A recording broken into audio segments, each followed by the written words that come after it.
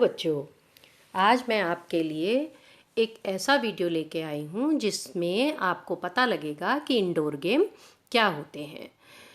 तो हम स्टार्ट करते हैं। Indoor game means you can stay at home and still play. Indoor game वो होते हैं जिनको आप घर में रहकर, घर में बैठकर जिन गेम्स को खेल सकते हैं वो इंडोर गेम कहलाते हैं। Indoor game was invented to pass time at home when either the weather was bad or when sickness confined a person to his or her bed। Indoor game का जो invention किया गया था वो उस वक्त के लिए कि या तो वेदर जो है, मौसम जो है बहुत ख़राब हो, या ऐसे व्यक्ति के लिए जो व्यक्ति बिस्तर पर होते हैं यानी कि बीमार होते हैं, उनको इधर उधर चलना मना होता है, उनके लिए कि वो अपने बिस्तर पर बैठकर इन गेम्स को खेल सकते हैं। तो बच्चों, today I am going to tell you how to play carrom board. बच्चों, आज मैं आपको बताने जा रही हूँ कि कैरम बोर्ड को कैसे खेला जाता है। 2 और 4 players can play. Carrom board में 2 या 4 व्यक्ति या बच्चे एक साथ खेल सकते हैं। There are 9 disc black and 9 disc white. Carrom board खेलने के लिए 9 डिस्क जो हैं वो काले रंग की होती हैं और 9 डिस्क सफ़ेद रंग की होती है। एक क्वीन होती है और एक स्ट्राइकर होता है। All disc lay down in the middle of board, queen should be in centre. सारी की सारी जो डिस्क हैं उन डिस्क को बोर्ड के मिडिल में रखा जाता है और जो क्वीन होती है उन गोटियों के एकदम सेंटर में होती है। बच्चों, मैंने एक चित्र भी दिया है, इस तरह से आप अपनी गोटियों को बोर्ड के बीचों बीच में सजाएंगे। A player wins by pocketing all of the pieces of their chosen color with queen and cover। एक प्लेयर को, या अगर 4 खेल रहे हैं तो 2 प्लेयर को विनर तब माना जाएगा जब वो अपनी चूज़ किए हुए कलर की सारी गोटियों को, सारी डिस्क को पॉकेट में डालेगा विद क्वीन कवर के। To cover the queen a player must pocket one of his piece immediately after pocketing the queen। Queen cover करने का भी एक नियम होता है बच्चों।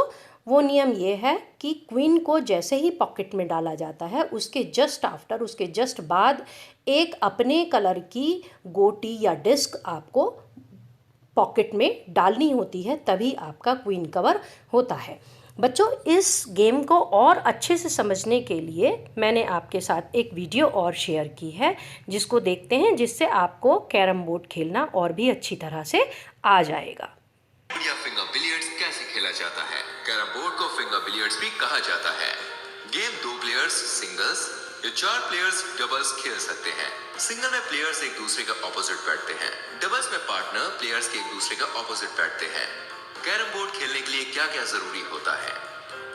एक carrom board, 9 black disc, 9 white disc, 1 red disc जिसे क्वीन कहते हैं। डिस्क को कैरम मैन भी कहा जाता है। 1 व्हाइट स्ट्राइकर डिस्क। चलिए बात करते हैं कैरम बोर्ड के डिजाइन के बारे में। कैरम लकड़ी का एक स्मूथ और फ्लैट स्क्वायर बोर्ड होता है। इसके हर कॉर्नर में सर्कुलर होल होते हैं और हर होल के नीचे पीसेस को कैच करने के लिए एक नेट होता है। एक सेंटर सर्कल होता है। सेंटर सर्कल के पास एक आउटर सर्कल होता है। कैरम मैन को आउटर सर्कल के अंदर अरेंज किया जाता है। चारों साइड में बेस लाइंस होती हैं। हर बेस लाइन के एंड में सर्कल्स होते हैं जिनको बेस सर्कल कहा जाता है। कैरम बोर्ड पर 4 डायगोनल एरो लाइंस होती हैं जो चारों होल्स की तरफ पॉइंटेड होती हैं। डायगोनल लाइंस फाउल लाइंस होती हैं। स्ट्राइक करते टाइम स्ट्राइकर डायगोनल लाइंस को टच नहीं कर सकता और आप स्ट्राइक करते टाइम लाइन को क्रॉस भी नहीं कर सकते। खेलने का पर्पस। कैरम का बेसिक ऑब्जेक्टिव स्ट्राइकर को फिंगर के साथ क्लिक करके किसी भी कैरम मैन को चारों में से एक होल में डालना होता है। गेम का एम पहली 9 कैरम मैन को क्वीन के साथ अपने ओपोनेंट से पहले कलेक्ट करना होता है। गेम का सेटअप। क्वीन को कैरम बोर्ड के सेंटर में और 6 पीसेस को व्हाइट और ब्लैक ऑल्टरनेट ऑर्डर में क्वीन को सर्कल करते हुए रखा जाता है। सर्कल के बाहर की साइड बचे हुए 12 पीसेस को white and black alternate order में रखा जाता है। पैटर्न ऐसा होना चाहिए कि व्हाइट पीसेस का वाई फॉर्म हो। क्वीन सेंटर में होनी चाहिए और ऊपर के 2 सेगमेंट्स पॉकेट्स की तरफ डायरेक्टेड होने चाहिए। अरेंजमेंट आउटर सर्कल के बाहर नहीं आनी चाहिए। अब बताते हैं कि पहले कौन खेलता है। पहले कौन खेलेगा?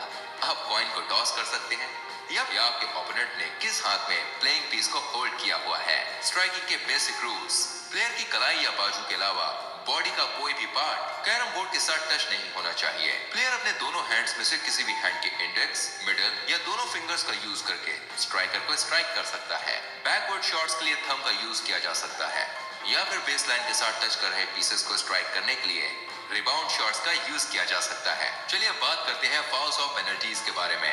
जब किसी प्लेयर का फाउल होता है तो उसका टर्न खत्म हो जाता है और तुरंत पेनल्टी भी दी जाती है। पेनल्टी के तौर पर एक पॉकेटेड पीस को सर्कल में कहीं भी प्लेस करना पड़ता है। फाउल्स को इन सभी सिचुएशंस में रिकॉर्ड किया जाता है। अगर स्ट्राइकर होल पॉकेट में चला जाए, अगर प्लेयर पहले ही स्ट्राइक में क्वीन को पॉकेट कर ले, अगर प्लेयर अपने पीस के साथ ही स्ट्राइकर को भी पॉकेट ले जाए, अगर स्ट्राइकर या कोई अदर पीस बोर्ड के बाहर चला जाए, अगर प्लेयर क्वीन के साथ ओपोनेंट के पीस को पॉकेट कर ले तो क्वीन के साथ अपने एक पीस की पेनल्टी भी भरनी पड़ती है। अगर प्लेयर क्वीन के कवर होने से पहले ही अपने फाइनल पीस को भी पॉकेट कर लेता है, अगर प्लेयर ओपोनेंट के फाइनल पीस को पॉकेट कर लेता है तो ओपोनेंट के पीस के साथ अपने एक पीस की पेनल्टी भरनी पड़ती है। अगर आपका स्ट्राइकर सिर्फ ओपोनेंट के कैरमैन को ही टच करता है तो भी फाउल होगा। आपको कम से कम एक कैरमैन या क्वीन को टच करना जरूरी होता है। अगर पेनल्टी के टाइम पर कोई पीस अवेलेबल नहीं होता तो पेनल्टी पेंडिंग रहती है जब तक कि पीस अवेलेबल नहीं होता। अगर ओपोनेंट नेक्स्ट रन स्टार्ट करने से पहले ऐसा करना भूल जाता है तो सारी पेंडिंग पेनल्टीज माफ हो जाती है। इन सभी सिचुएशंस में प्लेयर अपना टर्न खो देता है। अगर प्लेयर कैरमैन को हिट करने के लिए स्ट्राइकर को पुश करता है, अगर प्लेयर की आर्म्स बोर्ड पर बनी डायगोनल फाउल लाइन को क्रॉस करती हैं, अगर प्लेयर अपने 3 अटेम्प्ट्स में भी करेक्टली ब्रेक नहीं कर पाता, अगर प्लेयर स्ट्राइकर के अलावा किसी दूसरे पीस को टच कर देता है। चलिए गेम शुरू करते हैं। एक प्लेयर को सभी ब्लैक पीसेस को पॉकेट। तो बच्चों, अब आपको कैरम बोर्ड खेलना बहुत अच्छी तरह से आ गया होगा। तो अब आप बच्चों सारे के सारे अपने घर में एंजॉय करेंगे, कैरम खेलेंगे, घर से बाहर बिल्कुल नहीं निकलेंगे। तो अब है एक्टिविटी टाइम। मैं कुछ एक्टिविटी आपके लिए लेकर आई हूँ। एक्टिविटी नंबर 1 है draw a picture of carrom board as shown below. आपको कैरम बोर्ड की एक पिक्चर ड्रॉ करनी है, जैसे कि मैंने अब दी हुई है। इसको देखकर आपको ड्रॉ करनी है और फिर हमारे साथ शेयर करनी है। Activity number 2, which is your favourite game, right 5 line about it. आपका अपना कोई फेवरेट गेम ज़रूर होगा, चाहे वो इंडोर हो या आउटडोर हो। उसके बारे में आपको 5 लाइन लिखनी है और हमारे साथ शेयर करनी है। मेरी एक्टिविटी नंबर 3 है बच्चों, आपको सबको पता है मैं हमेशा योगा की एक्टिविटी आपको ज़रूर देती हूँ। तो बच्चों, आपको अपना पसंद का योगा या जो स्कूल में कराया गया हो वो योगा 20 मिनट से आधे घंटे तक ज़रूर करना है, जिससे कि आपकी इम्यून पावर बूस्ट अप हो। ओके बच्चों, तो नेक्स्ट वीडियो में फिर मिलेंगे। बाय।